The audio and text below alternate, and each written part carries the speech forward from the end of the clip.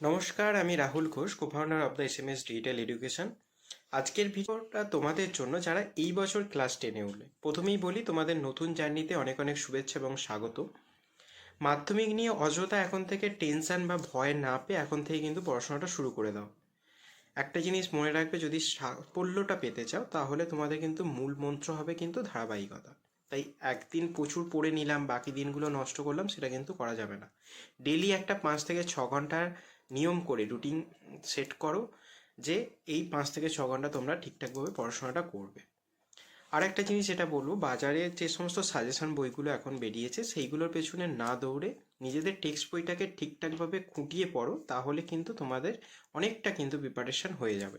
এবং মনে রাখবে, এই টেক্সট বইটাই কিন্তু মূল ভিত্তি। তোমাদের ভিত তৈরি করার কিন্তু মূল ভিত্তি হচ্ছে এই টেক্সট বইটা। আর তার সঙ্গে সঙ্গে আর একটা অভ্যাস, সেটা হচ্ছে লেখার অভ্যাস। যদি ঠিক প্রত্যেক দিন যে পড়াটা করলে সেটা যদি ঠিকঠাকভাবে লিখতে পারো, তাহলে দুটো জিনিস হবে। একটা হচ্ছে তোমাদের হাতের লেখার যে স্পিড সেটাও বাড়বে, তার সঙ্গে সঙ্গে তোমাদের যে বানান ভুল সেইগুলো কিন্তু কমবে। আর একটা জিনিস বলবো, সেটা হচ্ছে ডেলি 1 থেকে 1.5 ঘন্টা ম্যাথ প্র্যাকটিস, এবং তার সঙ্গে সঙ্গে সোশ্যাল মিডিয়া থেকে একটু নিজেকে দূরে রাখো।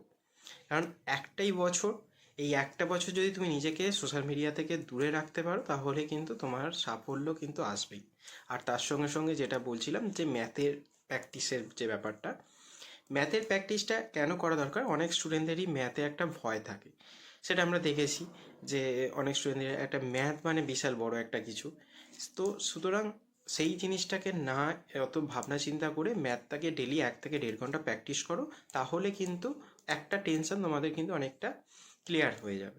আর বাকি যে থিওরি সাবজেক্টগুলো আছে সেইগুলো এখন থেকে 5 থেকে 6 ঘন্টা যে টাইমটা বললাম, ওর মধ্যে যদি তুমি 1 ঘন্টা থেকে 1.5 ঘন্টা তুমি ম্যাথ প্র্যাকটিস করো, বাকি সময়টা মিনিমাম 3 থেকে 4 ঘন্টা বাকি সাবজেক্টগুলোর জন্য দাও, তাহলে কিন্তু তোমরা একটা লেভেলে পৌঁছাতে পারবে। তো এই ছিল আমার আজকের ভিডিও। তো যদি ভালো লাগে অবশ্যই লাইক করবে, শেয়ার করবে, এবং আমার এই ছোটো ছোটো টিপসগুলো পেতে অবশ্যই আমাদের এসএমএস ডিজিটাল এডুকেশনের অফিসিয়াল পেজে যুক্ত থাকো, এবং আমার নিজস্ব আমার পার্সোনাল গাইডেন্স পেতে অবশ্যই নিচে দেওয়া নাম্বারগুলোতে যোগাযোগ করো। ধন্যবাদ। এসএমএস ডিজিটাল এডুকেশন, নালন্দার আদর্শ, আমাদের ঐতিহ্য।